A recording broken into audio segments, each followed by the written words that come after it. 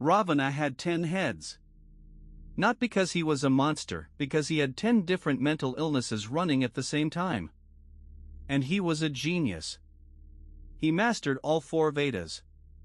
He composed music so beautiful it could make the gods weep. He conquered heaven itself. 10 heads. 10 pathologies.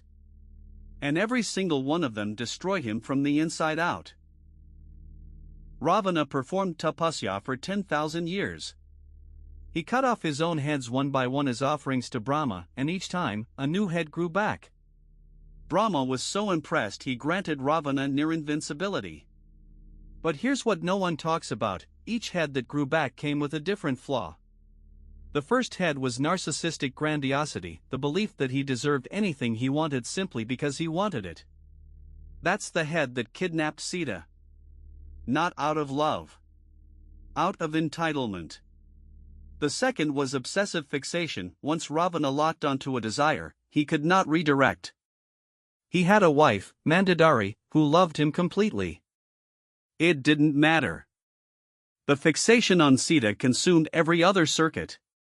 The third was paranoid delusion, seeing betrayal everywhere. When his own brother Vibhishana told him the truth, Ravana didn't listen. He banished him. Because paranoia doesn't hear wisdom. It hears treason. Map all 10 heads to the DSM and the pattern is devastating.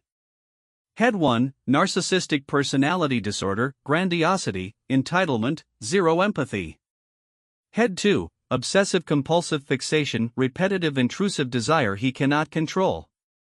Head 3, Paranoid Personality, Pervasive Distrust, Reading Hostile Intent into Loyalty. Head 4, Hypersexual Disorder, Lust Untethered from Connection. Head 5, Intermittent Explosive Disorder, Volcanic Rage triggered by the smallest perceived slight. Head 6, Pathological Greed, Hoarding gold, power, and kingdoms far beyond any possible use. Head 7, Pathological Envy, not wanting what others have, but wanting others to have nothing.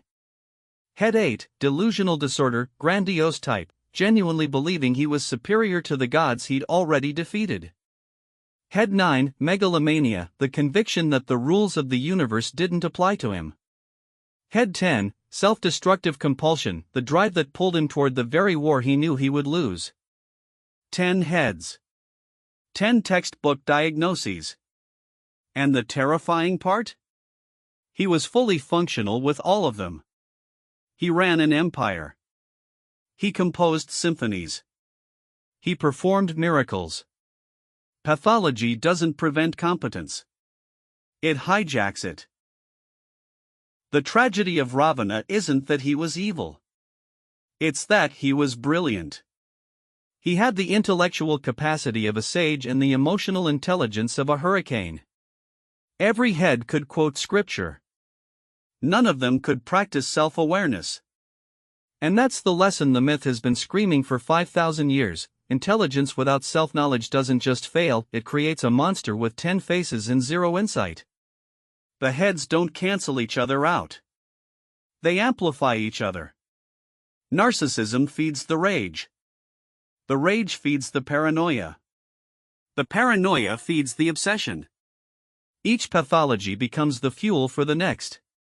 Until the most brilliant being in the universe is also the most destroyed. Which of Ravana's 10 heads do you recognize in yourself? Be honest. We all have at least one head that runs the show when we're not watching. Drop yours below. And subscribe. This Sunday, we diagnose 5 Hindu gods with modern psychology. Ravana is just the beginning.